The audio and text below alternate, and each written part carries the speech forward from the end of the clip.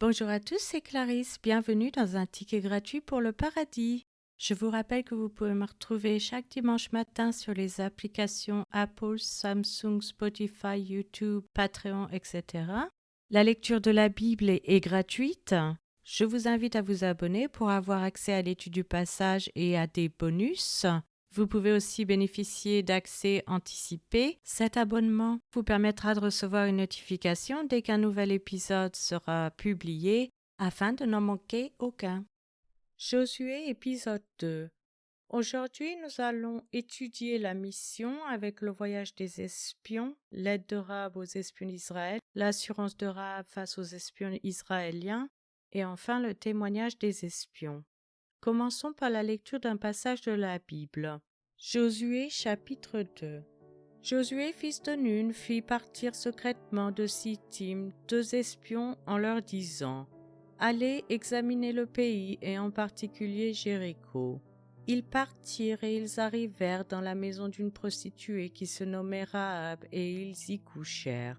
On dit au roi de Jéricho « Voici des hommes d'entre les enfants d'Israël sont arrivés ici cette nuit pour explorer le pays. » Le roi de Jéricho envoya dire à Rahab « Fais sortir les hommes qui sont venus chez toi, qui sont entrés dans ta maison, car c'est pour explorer tout le pays qu'ils sont venus. » La femme prit les 2 hommes et les cacha, et elle dit « Il est vrai que ces hommes sont arrivés chez moi, mais je ne savais pas d'où ils étaient.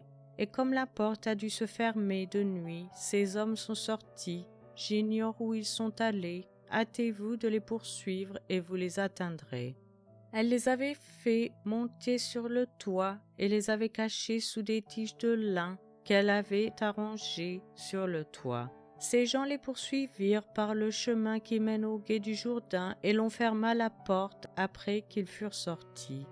Avant que les espions se couchassent, Rahab monta vers eux sur le toit et leur dit « L'Éternel, je le sais, vous a donné ce pays. La terreur que vous inspirez nous a saisis et tous les habitants du pays tremblent devant vous.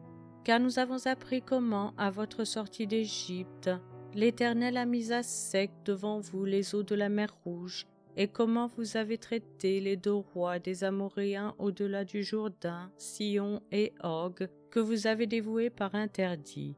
Nous l'avons appris et nous avons perdu courage, et tous nos esprits sont abattus à votre aspect, car c'est l'Éternel votre Dieu qui est Dieu en haut dans les cieux et en bas sur la terre.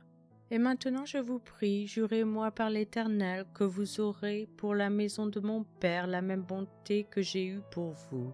Donnez-moi l'assurance que vous laisserez vivre mon père, ma mère, mes frères, mes sœurs et tout ce qui leur appartiennent, et que vous nous sauverez de la mort. » Ces hommes lui répondirent « Nous sommes prêts à mourir pour vous si vous ne divulguez pas ce qui nous concerne, et quand l'Éternel nous donnera le pays, nous agirons envers toi avec bonté et fidélité. » Elle les fit descendre avec une corde par la fenêtre, car la maison qu'elle habitait était sur la muraille de la ville. Elle leur dit « Allez du côté de la montagne, de peur que ceux qui vous poursuivent ne vous rencontrent. Cachez-vous là pendant 3 jours jusqu'à ce qu'ils soient de retour. Après cela, vous suivrez votre chemin. » Ces hommes lui dirent « Voici de quelle manière nous serons quittes du serment que tu nous as fait faire. À notre entrée dans le pays, attache ce cordon de fil cramoisi à la fenêtre par laquelle tu nous as fait descendre, et recueille auprès de toi dans la maison ton père, ta mère, tes frères et toute la famille de ton père. Si quelqu'un d'eux sort de la porte de ta maison pour aller dehors, son sang retombera sur sa tête, et nous en serons innocents. Mais si on met la main sur l'un quelconque de ceux qui seront avec toi dans la maison, son sang retombera sur notre tête. Et si tu divulgues ce qui nous concerne, nous serons quittes du serment que tu nous as fait faire. » Elle répondit « Qu'il en soit selon vos paroles. » Elle prit ainsi congé d'eux et ils s'en allèrent, et elle attacha le cordon de cramoisi à la fenêtre. Ils partirent et arrivèrent à la montagne où ils restèrent 3 jours, jusqu'à ce que ceux qui les poursuivaient fussent de retour. Ceux qui les poursuivaient les cherchèrent par tout le chemin, mais ils ne les trouvèrent pas.